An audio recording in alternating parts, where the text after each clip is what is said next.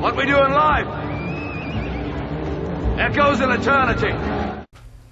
When I was 16, like most kids my age, growing up in Texas and probably pretty much any part of the country, I got my driver's learner's permit.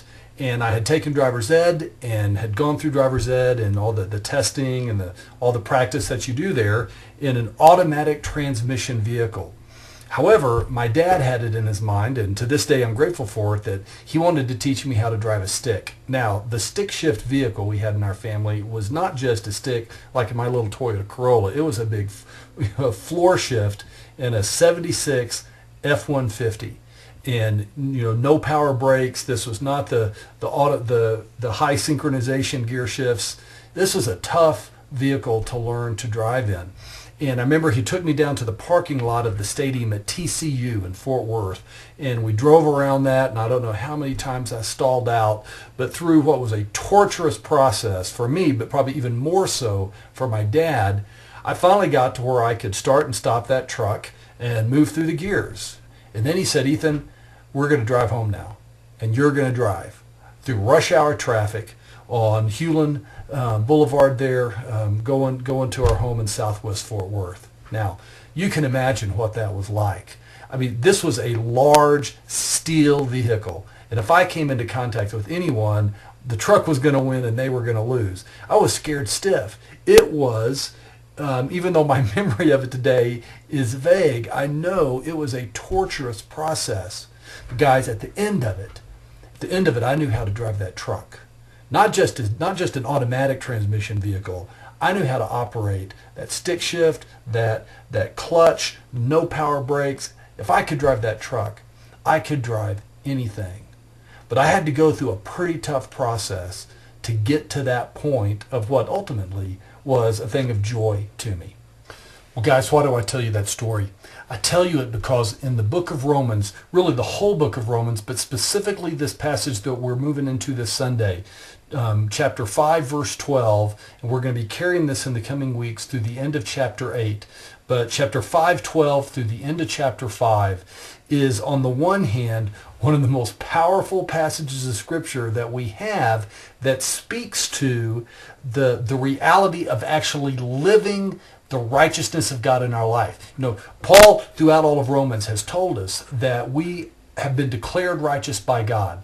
It's a legal sense that we are righteous in his sight. But God's not content with us just with us being righteous just in a legal sense. He wants us to live that, to experience, for that to be a reality for us. And it's here at the beginning of, in the middle of Romans, in Romans 5:12, that Paul starts to unpack how God has provided for that to be true of us, just as it was true of Christ. So, an amazing, amazing passage.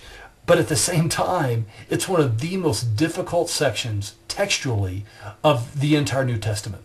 If you've never studied it before or read a commentary on it before and you just sit down and go through it yourself, most likely you're going to have a hard time understanding what Paul is saying, especially if you're reading it in one of the older translations. It's a tough passage of Scripture. And as we go through it together, I'm going to be pushing you and challenging you with some things that you might not think of just on your own looking at this passage of Scripture.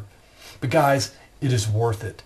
It's worth it because this truth that God is unfolding for us here is absolutely essential, absolutely foundational to us if we would understand how we actually live. When I say Christ as life, how we actually live with Christ as our very life, not just as a philosophical source that we adhere to, not just as religion, but Christ as our daily life in ways that are as practical as it gets.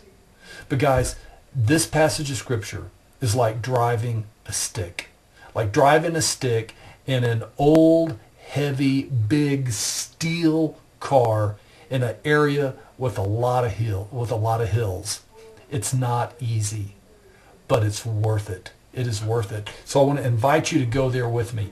Encourage you in preparation for this Sunday is to read Romans 5:12 through verse 19. There's 2 more verses there, but we're going to pick those up next week as we push in to Romans 6, and then in the following weeks as we move our way through the end of chapter 8. Now, last thing, if you miss one of these upcoming sermons as we move through Romans 5 through 8, I really do encourage you to keep up with me by catching up with my sermons through iTunes, through our page there, or through my podcast page. All the links are right here on the blog.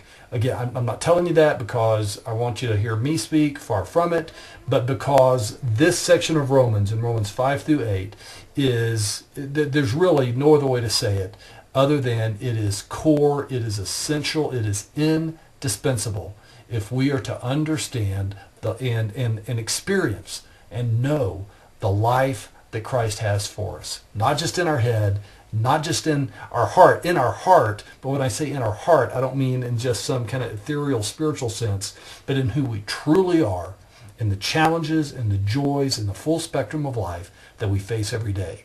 That's where we're going. So I love you. I encourage you to pray for me as I do my preparation on this, and I hope to see you Sunday. God bless. Come on, people. We gotta buckle down here.